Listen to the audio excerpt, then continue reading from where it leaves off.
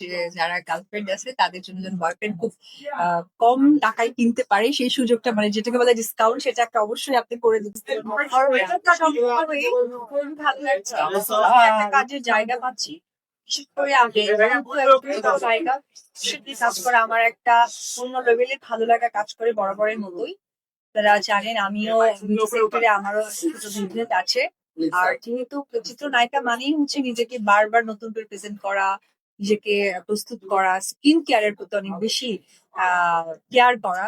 তো যখন সুযোগ হয়েছে যে আমার দর্শকদের সাথে আমার ফ্যান ফলোয়ার্স দের সাথে আমি যেন শেয়ার করতে পারি স্কিন কেয়ার নিয়ে, তো যখন আমাকে এইরকম প্রপোজালটা পাঠানো হলো যে আপু আপনি আমার সাথে যুক্ত হবেন কিনা, ফেস অফ অর্গানাইজেশন হবেন কিনা, সো উই আর বিউটিলজি আর রিসার্চ করছে।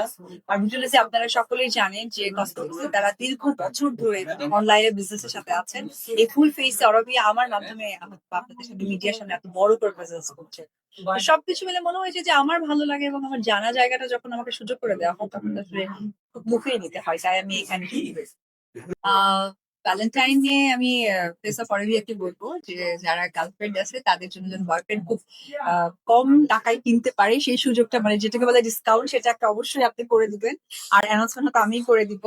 তো এখন সবকিছু আমার আসলে অরবিয়াকে নিয়েই আমার প্ল্যানিং যে ভ্যালেন্টাইনে আসলে কি রকম প্রমোশন হওয়া দরকার, কিভাবে আরো বেশি বেশি মানুষের হাতে পৌঁছে যায় প্রোডাক্টটা এবং তারা যেন স্যাটিসফাইড হয়, এই চিন্তাই আসলে লাস্ট লাস্ট 2 মাস ধরে তো অরবিয়া মারছে এটা জানি। এর আগে কি বলেছে তাহলে এটা জানি না, তবে 2 মাসে এই যে উনি আমাকে প্রস্তুত করেছেন। না অ্যাকচুয়ালি উনি তো এভারগ্রিন। মানে আমরা প্রথমে একটা ভিডিও দেখেছেন আপনারা সবাই আসার পর পরই।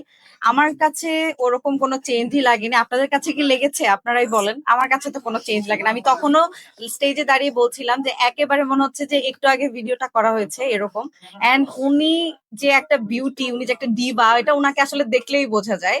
উনাকে সবার থেকে থেকে ডিফারেন্ট লাগে, এইটাই আসলে ওনার মানে স্পেশালিটি আমার কাছে মনে হয়। এন্ড ওনাকে আসলে নতুন করে সুন্দর করার কিছু নেই। স্কিন কেয়ার হচ্ছে একটা প্রসেস, এটা একটা প্র্যাকটিস। হ্যাঁ, যেমন আমরা প্রত্যেকদিন ভাত খাই, আমরা যেমন ভাত খাই, পানি খাই। আমরা পানি না খেলে যেমন বাঁচবো না, স্কিন কেয়ারটা ঠিক ওই রকমই। আপনি যদি স্কিন কেয়ার না করেন আপনার স্কিন কখনো সুন্দর থাকবে না। আপনি যতই সুন্দর স্কিন নিয়ে জন্মান না কেন, যে কোনো জিনিসেরই আপনি যদি চর্চা না করেন ওটা কখনো সুন্দর থাকবে না। দ্যাটস ইট, এটুকুই। আমি সবসময় নারীদেরকে সাপোর্ট করে আসি, আপনারা দেখেছেন। তো উনি একমাত্র বাংলাদেশ না, উনি বিশ্বের মধ্যে একমাত্র নারী। তো আমার কাছে মনে হয় যে আমি আমি যেহেতু একজন বাবা মা হারা, সেই বয়সী মানুষরা যখন চলে যায় তখন আমাদের আসলে ভিতরে না ওই কষ্টটাই কাজ করে।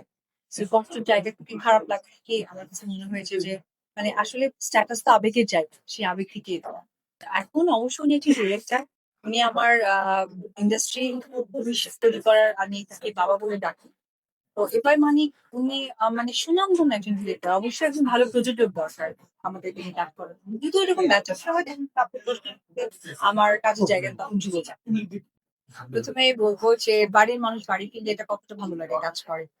আমি যখন 1 বছর 2 বছর পর বাড়িতে ফোন করে বলি আমি বাসায় আসছি, তখন বাড়ির মনে হয় যে ফিরে একটু আগেও ধুয়েছে আবার ধোয়া স্টার্ট করে দেয় আসছি। তো ঘরের মানুষ যখন ঘরে আসে তখন এই আবেগটা বলে বোঝানো যায় না।